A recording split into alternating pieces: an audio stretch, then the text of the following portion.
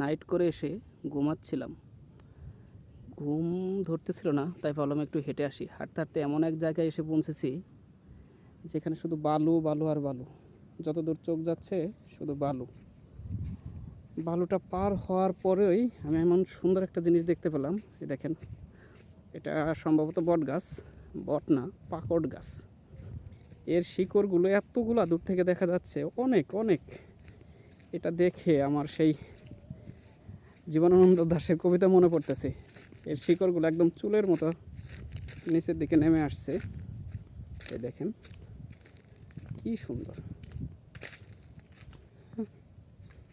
দারুণ। চুল তার কবেকার, অন্ধকার বিদিশার নেশা।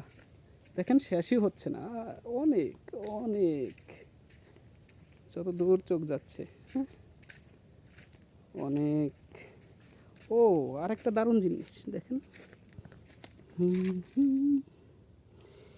এইটা আসলে গ্রাম ছাড়া কোথাও দেখতে পাওয়া যাবে না। চোখ জোড়ানো। হ্যাঁ, চর পাড়ি হতেই তো দেখা যায় আমি বন জঙ্গলে এসে পড়েছি।